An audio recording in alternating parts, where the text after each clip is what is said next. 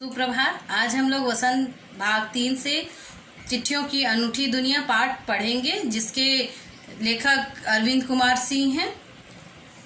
यह हिंदी गद्य की निबंध विधा में लिखी गई है। इस निबंध में लेखक ने चिट्ठियों की अनूठी दुनिया के बारे में वर्णन कर यह बताना चाहा है कि भले ही संचार साधनों में दिन प्रतिदिन वृद्धि हो रही है, लेकिन चिट्ठियों की दुनिया निराली है। फैक्स, एसएमएस, दूरभाष, ईमेल कितना भी अपना प्रभुत्व जमा लें, लेकिन चिट्ठियां सर्वश्रेष्ठ ही रहेंगी। पत्रों की उपयोगिता शुरू से ही है। मानव सभ्यता के विकास में पत्रों ने विशेष भूमिका निभाई है। पत्रों का महत्व आधुनिक संचार साधन एसएमएस, दूरभाष या ईमेल आदि से कम नहीं हो सकता।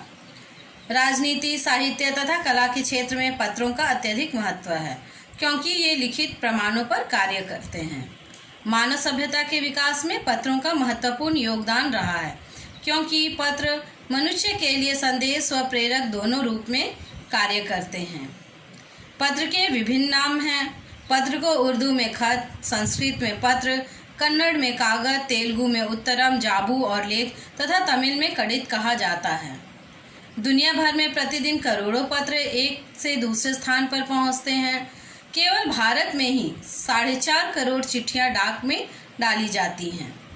पत्र यादों को सहेज कर रखते हैं।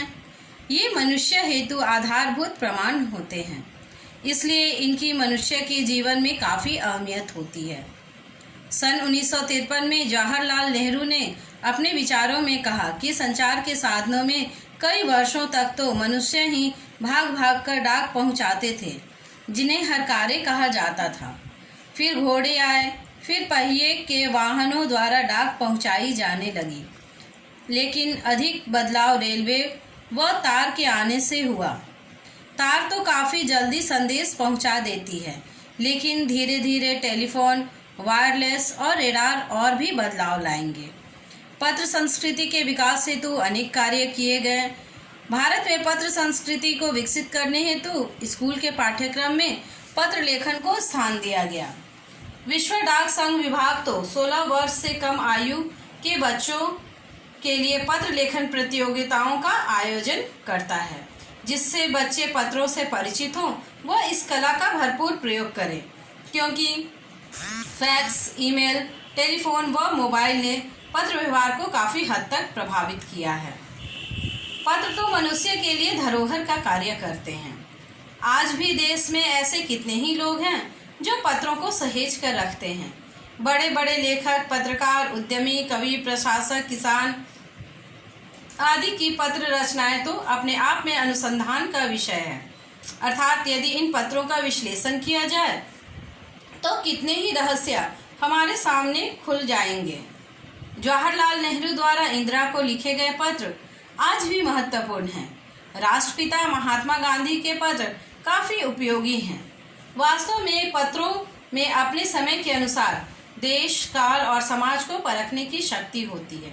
संसार के विभिन्न संग्रहालयों में विशेष लोगों के पत्रों को संकलित करके भी रखा जाता है। महात्मा गांधी के पत्र महात्मा गांधी इंडिया के नाम से आते थे।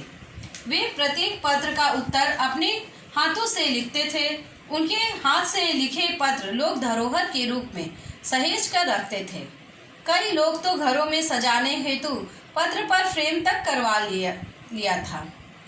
पत्रों का संकलित करने का काम सर्वप्रथम मंगल मूर्ति जी ने किया। 200 पत्र बच्चन के नाम, निराला के पत्र हमको लिखियो है कहा व पत्रों के आईने में दयानंद सरस्वती संकलित होकर ही जनता तक पहुँचे हैं। पत्र प्रेरक का कार्य बखूबी निभाते हैं। नेहरू जी, गांधी जी व रविन्द्रनाथ टैगोर के पत्र आज के वर्तमान युग में भी प्रेरक हैं। कठिन परिस्थितियों में ये पत्र हमारा मार्गदर्शन करते हैं।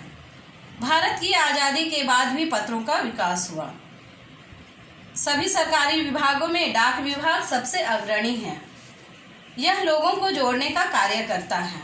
शहरी इलाकों में बड़ी बड़ी इमारतें हों या झोपड़पट्टी में रह रहे लोग, घने जंगलों में बसे गांव हो या बर्फीले इलाके में रहने वाले, समुद्र तट पर रहने वाले हों या रेगिस्तान में, सभी को एक दूसरे के खतों का बेसब्री से इंतजार रहता है। डाक विभाग की उपलब्धि मनी ऑर्डर के रूप में भी है। डाक विभाग केवल पत्रों का ही आदान प्रदान नहीं करता, बल्कि मनी ऑर्डर द्वारा धन भी एक व्यक्ति से दूसरे व्यक्ति को भेज सकता है। चाहे कोई भी इलाका हो जहां लोग बसते हैं, वहां डाक व्यवस्था अवश्य पहुंची है और लोग इससे लाभान्वित होते हैं।